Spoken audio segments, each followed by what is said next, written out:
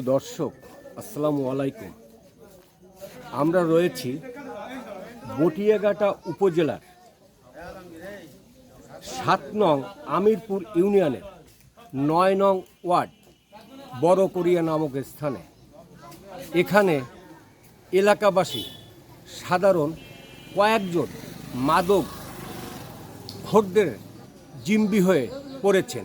এ ব্যাপারে আমরা কথা বলবো এলাকার সাধারণ মানুষের। আমরা রয়েছি এখন বড় কোরিয়া নামক স্থানে, বটিয়াঘাটা উপজেলার একটি গ্রামে। আপনার সাথে কথা বলবো। আপনার কি নাম? আমার নাম হচ্ছে মোহাম্মদ আনোয়ার হোসেন। আসলে সমস্যাটাকে একটু বলবেন? সমস্যা হচ্ছে আমাদের এই জায়গায় মাদকের বিস্তারিত করে ফেলাই যে সোহেল কাহেল, তারা মাদক ব্যবসা করে এলাকার যুব সমাজকে নষ্ট করে ফেলাচ্ছে। আর বিভিন্ন রকমের হুমকি দামকি দিচ্ছে। কালকেরে তাদের 2-3 জন বাধা দিতে গেলে তাদের প্রচুর হারে তাদের মারপিট করেছে।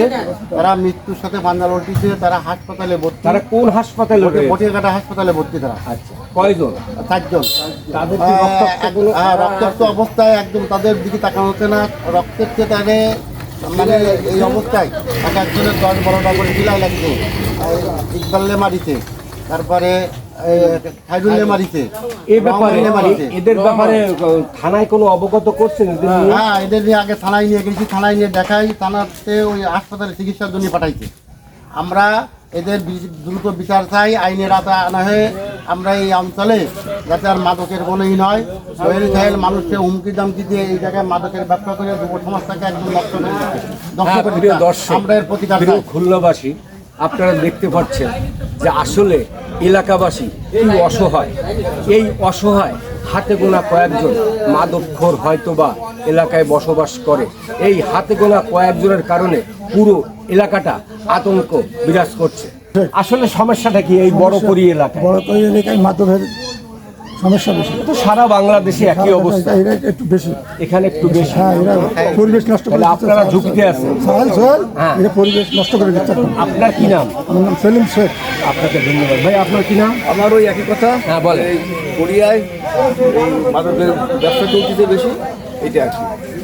দেখতে তো পাচ্ছেন এই বড় কোরিয়া এলাকার যে অবস্থা হচ্ছে, এখানে এতে করে সাধারণ মানুষ উনি অতিরিক্ত মাদক মানে গ্রহণ করেন, খান,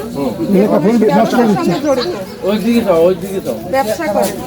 এরকম আতঙ্ক বিরাজ করতে কোমলমতি ছেলে মেয়েরা যে স্কুল কলেজে যায়, এখান থেকে তাদের কি কোনো প্রিয় খুলনাবাসী, আপনার তো বড় কোরিয়া এলাকা ঘর থেকে গৃহিণীরা বেরিয়ে এসেছে। আসলে মাদক করে কি হবে? এলাকার সাধারণ মানুষ কি বসবাস করতে পারবে না? এটাই সবাই থেকে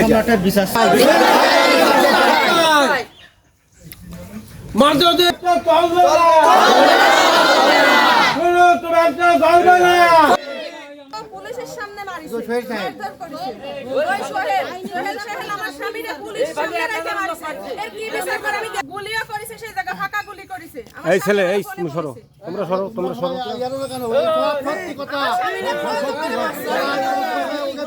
আমরা পুলিশ সামনে থাকতে এভাবে কিভাবে গায়ে হাত তোলে? সোহেল কাহেলের বিচার চাই। আরে মহিলারা সামনে থাকে না কেন?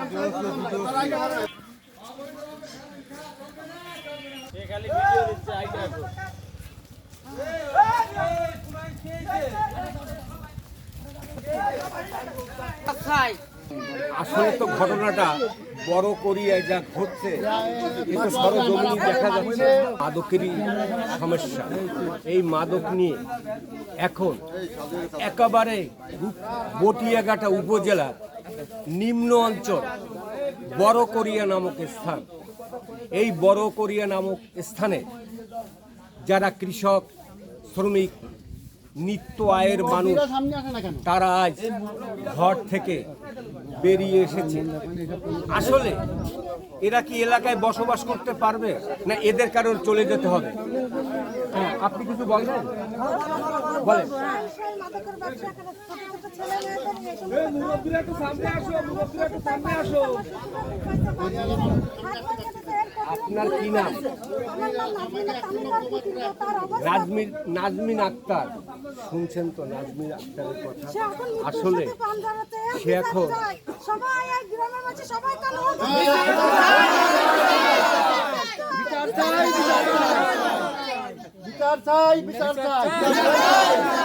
আপনার নাম বলেন। আমার নাম এরশাদ শেখ। আসলে বলেন তো কি সমস্যাটা আপনাদের এলাকায়? আমাদের এলাকায় 5 তারিখের পরে এই সোহেল আর সাহেল বিভিন্ন রকমের চাঁদাবাজি, মাদক, বিভিন্ন রকমের কারবারের সাথে জড়িত। গ্রামের লোক রাত্রে ঘুমাইতে পারতেছে না, বিভিন্ন রকমের সমস্যা। ওরা গ্রামের শহরের তো লোকজন অনেক ব্যবসা বাণিজ্য করে বিভিন্ন রকমের। আপনার কি নাম? আমার নাম ইরশাদ। আপনি এই এলাকার বাসিন্দা? আমি এই এলাকার বাসিন্দা। প্রিয় দর্শক, শুনতে পারলেন এরশাদ এই এলাকার এই বাসিন্দা। কি হবে এরা? এরা দুই আসলে ভাই কি সব ধ্বংস করে বসবাস করবে? পুলিশ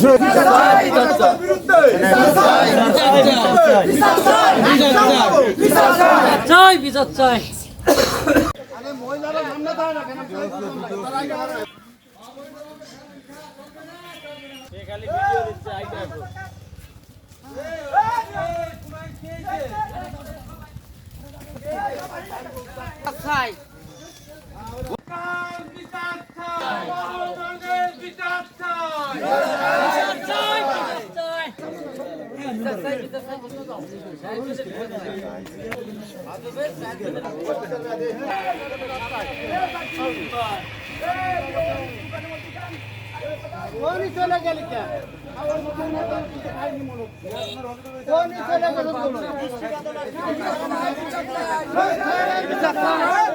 দর্শক আসসালামু আলাইকুম।